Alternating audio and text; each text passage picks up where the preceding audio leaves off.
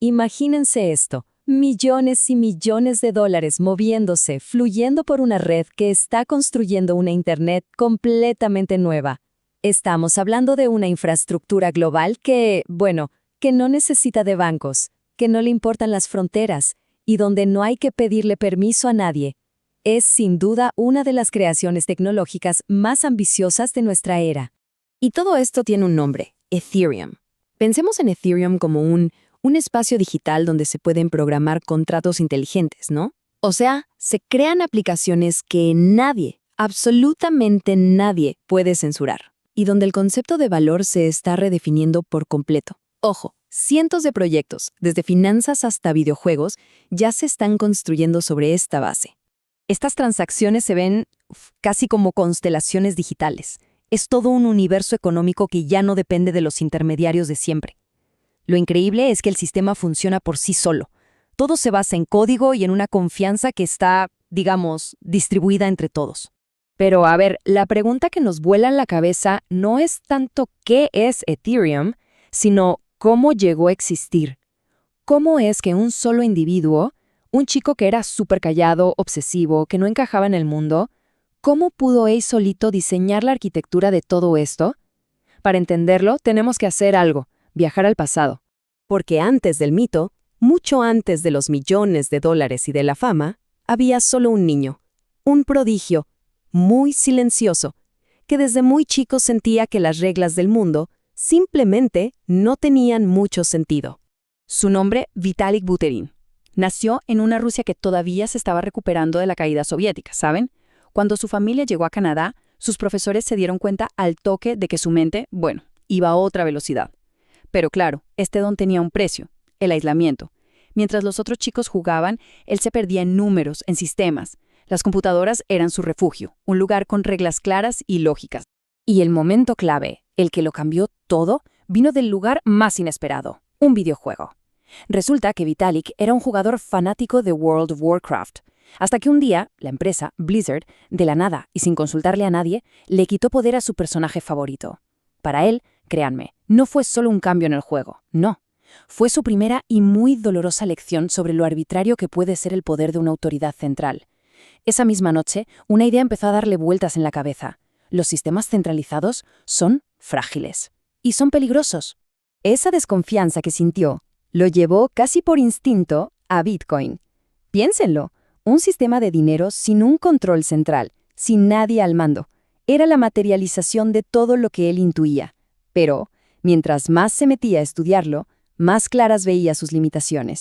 Es que Vitalik no se acercó a Bitcoin para hacerse rico, no como un inversor, no. Él se acercó como un arquitecto que desarma una máquina para ver cómo funciona por dentro. Se puso a escribir, a investigar y a viajar por el mundo con una mochila y su compu, absorbiéndolo todo. Y en ese viaje se dio cuenta de algo. Todos los proyectos cripto tenían la misma traba. Estaban diseñados para una sola cosa, para usos súper específicos. No eran nada flexibles. Y aquí viene el punto clave de todo, la gran revelación. Vitalik entendió que Bitcoin era como una calculadora. Sí, una calculadora, increíblemente buena para una sola cosa, para hacer una tarea perfecta. Pero él se imaginaba algo mucho más grande, un smartphone, una plataforma abierta, un lienzo en blanco donde cualquiera, quien sea, pudiera construir la aplicación que se le ocurriera, sin tener que pedirle permiso a nadie. Claro, intentó proponer estas ideas a la comunidad de Bitcoin. La respuesta, bastante fría. Para muchos, Bitcoin ya era perfecto, intocable. Así que, ¿qué hizo? Tomó la decisión más radical que se le pudo ocurrir. Si no podía cambiar el sistema que ya existía, pues iba a construir uno nuevo, desde cero. Con solo 19 años, se sentó y escribió un documento técnico, lo que se conoce como un white paper, y lo empezó a mover por foros, por correos. La idea era tan, pero tan potente que al toque atrajo a otros programadores, a otros idealistas, y ya con el impulso de la famosa beca Thiel, el equipo se lanzó con todo a convertir esa visión en una realidad. Ahora, para poder financiar todo esto, organizaron una venta colectiva que, no tenía precedentes. Miles de personas de todo el mundo empezaron a enviar Bitcoin a cambio de una promesa de futuro, a cambio de la promesa de Ether, y así recaudaron más de $18 millones. Esto demostró algo clave. Vitalik no estaba solo en su visión. Había una comunidad global que de verdad creía en la idea de la computadora mundial. Ok, Ethereum ya era una realidad, estaba vivo, y su valor explotó. El experimento estaba funcionando. Pero entonces, justo cuando el optimismo estaba por las nubes, llegó una crisis, una que amenazó con destruirlo todo y que puso a prueba el mismísimo corazón del proyecto.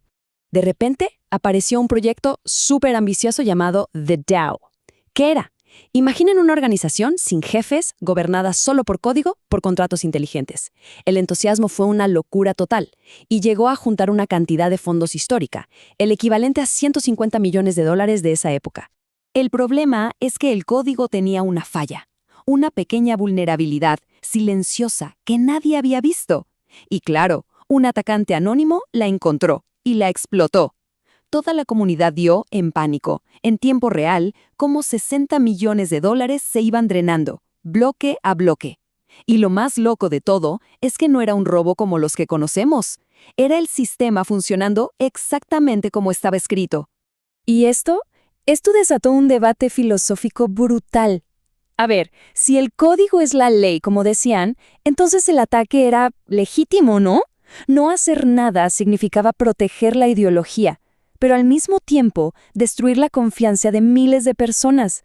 Por otro lado, intervenir era admitir que el sistema no era tan absoluto, pero quizás podría salvar el proyecto. Al final, Vitalik y la comunidad tomaron una decisión súper controversial. Un hard fork, o una bifurcación dura. ¿Qué significa esto? En esencia, fue como retroceder el tiempo para anular el ataque.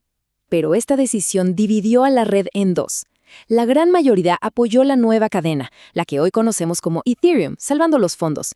Y una minoría, muy fiel al principio de que nada se puede cambiar, se quedó con la cadena original, la que ahora se llama Ethereum Classic.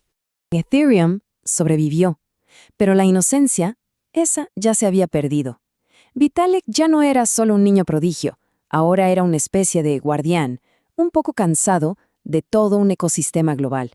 El mismo poder que tanto temía se había vuelto real, y su objetivo de ahí en adelante sería algo paradójico: aprender a desaparecer.